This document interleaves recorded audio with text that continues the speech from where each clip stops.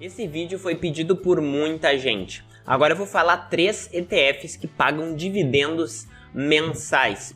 Para quem não me conhece ainda, meu nome é Otávio Paranhos e nesse canal eu falo como você monta uma carteira de aposentadoria global, investindo tanto no Brasil quanto no exterior, especialmente em renda variável. Esse vídeo eu vou usar para explicar para você 3 ETFs que pagam dividendos de forma mensal. Isso pode ser bem interessante para aquelas pessoas agora que buscam um pouco mais de renda e tal, a partir do seu investimento no exterior, tá? Então vamos diretamente pro conteúdo para não perder mais tempo. O primeiro ETF que eu gostaria de mostrar para você, um ETF, como a gente já falou aqui várias vezes, é um fundo passivo que investe em diversas ações de acordo com regras bem objetivas, é o PFF iShares Preferred and Income Securities ETF.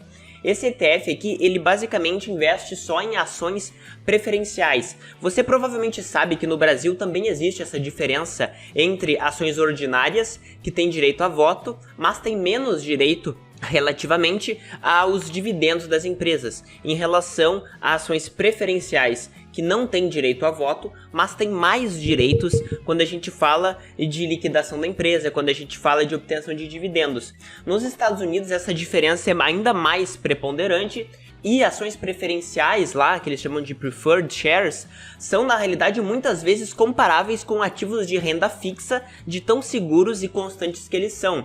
Eles fazem parte muitas vezes de carteiras de income, né, carteiras de renda para os americanos. E é exatamente isso que esse ETF faz, ele investe em ações preferenciais, mas que por terem essa segurança adicional, por terem uma preferência absoluta em relação às ações ordinárias no recebimento de dividendos, eles são muito menos voláteis e eles pagam dividendos bem constantes. Então esse ETF aqui ele tem uma taxa de administração de 0,46%. Quando a gente observa o desenvolvimento dele ao longo do tempo, você pode ver que ele realmente é bem mais constante que a maioria das ações. Teve só essa queda na crise de 2008 e agora essa queda nessa crise atual. Mas você vê que o resultado dele foi muito parecido com outros fundos, com outros ETFs de renda fixa que eu já tinha falado aqui, como por exemplo a AGG. Esse ETF rendeu aí de 2010 até agora mais ou menos 70% em dólares, o que é bem bom, e isso aqui mostra como investir em ações pode ser muito seguro, dependendo da ação que você compra, tá? Aqui é bem importante dizer, por exemplo, que ele tem 493 ações dentro dele, e ele tem aqui uma taxa de um beta, que a gente chama que é a volatilidade em relação à média do mercado, de 0,44. Isso significa que se o mercado tem uma variação de 10% para cima, por exemplo, ele vai subir só 4,4%. Mas ele também evita cair tudo que o mercado cai. Se o mercado cai 10%, ele tende a cair só 4,4%. Então você vê que tem muito menos volatilidade. O desvio padrão aqui dele dos últimos 3 anos foi de 9%. Significa que em média, dentro de um ano ali, a variação é mais ou menos essa, tá? Ele paga 5,7% de dividendos ao ano, isso dividindo mensalmente aí os pagamentos que ele faz. Quando a gente observa os pagamentos dele, quando a gente observa toda a tabela, a gente observa que ele paga mais ou menos de 17 a 19 centavos por mês de dividendos. Considerando aí que uma ação está custando 34 dólares, é mais ou menos aí 0,5% ao mês em dólar para você, tá? Quando a gente observa a própria metodologia dele, o que está escrito na descrição do índice, a gente observa o quê? Que em geral, ações preferenciais dessa categoria são ações que pagam um dividendo especificado que deve ser pago antes dos dividendos pagos a ações comuns, a ações ordinárias, ou seja, antes de um acionista de uma ação ordinária receber 1 centavo, você já recebe integralmente o seu dividendo. A contrapartida é que você não tem direitos a votos, né? Mas considerando que para o pequeno investidor em geral isso não faz muita diferença. Além disso, esse ETF também pode investir em ativos que eles chamam de híbridos, ativos que têm uma mistura entre dívida e patrimônio líquido, né? Enfim, ações, equity. E é bem interessante porque esse tipo de ativo tem características de renda fixa, como eu já falei, certo? Então esse aqui é o primeiro ETF que eu gostaria de falar para você, para pagar mensalmente dividendos para você, certo? O segundo ETF que eu gostaria de falar é o SPHD, que é o Invesco S&P 500 High Dividend Low Volatility ETF.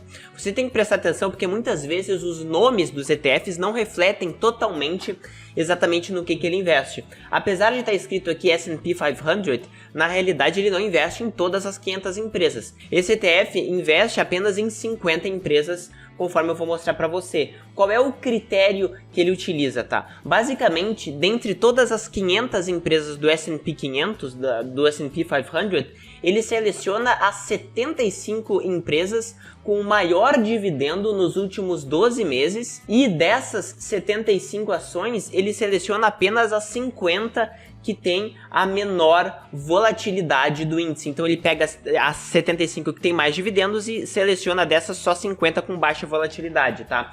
E ele também considera que dentre as 75 empresas, ele só pode pegar 10 empresas de cada setor, tá? Isso é bem interessante porque isso aí diversifica os setores também para o seu investimento. Quando a gente observa como é que é o peso dos investimentos, a gente observa que a ponderação feita das ações é feita de acordo com os dividendos dos últimos 12 meses. A gente observa também que cada ação não pode ter mais do que 3% do total da carteira e cada setor não pode ter mais do que 25% do total da carteira, tá? Quando a gente observa que como é que é a alocação em setores desse ETF, a gente observa que ele é bem seguro, né? Bem do fator valor que a gente fala, empresas um pouco mais baratas porque elas tendem a pagar mais dividendos. A gente vê aqui que 18% em imóveis, 15% é de utilidades como água, gás, depois tem 14% que é de bens de consumo imediato, como bens do supermercado ou da farmácia, que eles chamam de consumer staples. Depois, ativos financeiros, energia, serviços de comunicação. Você vê que, por exemplo, tecnologia é uma parte muito pequena desse ETF, apenas 2,70%. Quando a gente observa os dividendos, ele tem um dividendo bem alto, tá? Em torno aqui de 6% ao ano que ele paga, tá?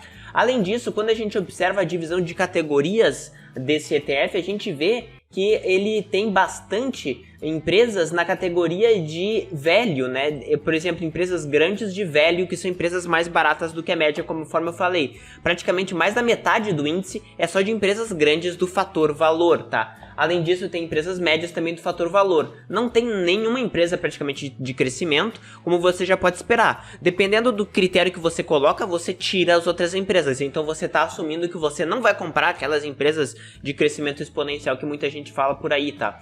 Você pode ver, inclusive, que ele tem um preço sobre o lucro, uma relação preço-lucro baixa para a média do mercado americano, apenas de 11 vezes, tá? Mas apesar disso, como são empresas que tendem a pagar dividendos, tendem a ser empresas mais seguras, ele tem um ROI, um retorno sobre o patrimônio líquido bem alto de 18%, tá? Então esse ETF que eu gostaria de mostrar para você é o segundo da lista, tá? O terceiro ETF que eu gostaria de mostrar para você, o nome dele é PEY, P-E-Y, que é o Invesco High Yield Equity Dividend Achievers ETF. Esse ETF, ele é parcialmente parecido com aquele lá, porque ele também investe apenas em 50 empresas. A diferença dele é o seguinte, é que o critério de seleção deste índice é que as 50 empresas têm que ter crescido os seus dividendos por no mínimo 10 anos, então tem uma característica de consistência aí muito maior do que no anterior, que ele apenas considerava o dividendo do último ano. Então se a empresa, esse ano conseguiu fazer um dividendo extraordinário, lá naquele ETF a empresa entraria. Esse critério desse aqui é bem mais rígido, tá? Apesar disso, ele elimina também empresas do setor imobiliário, tá? Então essa aqui é uma das principais diferenças. Quando a gente observa o portfólio dele, a gente observa que 21% é de empresas financeiras, 18% de consumer staples, que basicamente são bens de consumo não durável, né? Bens do supermercado e tal, então tem uma resistência bem maior à crise.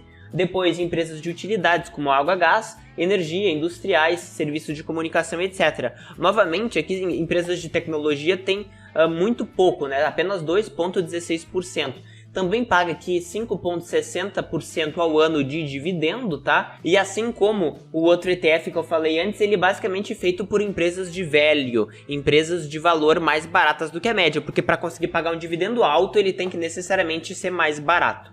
tá? Então, 33% de empresas grandes de valor e 30% de empresas médias de valor. A diferença é que esse ETF, diferentemente do outro, ele não pega só as empresas do S&P 500, só aquelas 500 grandes. Ele pega também empresas small caps. Então, nesse ETF você tem ainda 1/4 do fundo em empresas pequenas, tá? De baixa capitalização de mercado. Esse aqui é o gráfico que a gente observa como que desempenharam esses ETFs nos últimos anos, tá? Tem um aqui que é mais recente, mas, por exemplo, se a gente pega de 2013 para cá, o SPH, que eu havia mencionado, que é aquele que considera apenas o dividendo do último ano dentre as empresas do S&P 500, ele teve essa performance em laranja aqui.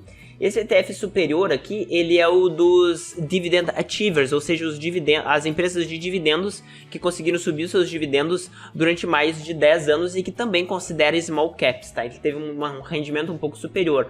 Você pode observar que, conforme eu tinha falado, o primeiro ETF, que é o ETF PFF, que eu havia mencionado, que ele se comporta praticamente como uma renda fixa, é exatamente isso. Você vê que ele é muito constante, muito menos volátil que os outros ETFs, e você pode me dizer, nossa, ele não rendeu nada. Não, esse aqui não leva em consideração o dividendo pago, tá? Então, ele funcionou tipo uma renda fixa, tipo um bond, tipo um cheque, uma promessa fixa, mas que todo mês ele te pagava dividendos, tá? Isso desde lá da crise de 2008. Então, ele realmente protegeu o capital, porque ele entrega aquela rentabilidade de 5% e ainda protege o seu capital com baixa volatilidade. As outras ações, como você pode imaginar, tem uma volatilidade bem maior, então você tem que levar isso também em consideração. É mais ou menos esse conteúdo que eu queria mostrar para você. Todos esses 3 ETFs pagam dividendos mensais naquela proporção que eu mostrei para você. Eu particularmente já fiz um vídeo aqui explicando por que eu não levo em consideração o investimento em dividendos, tá? Porque especialmente investir nos Estados Unidos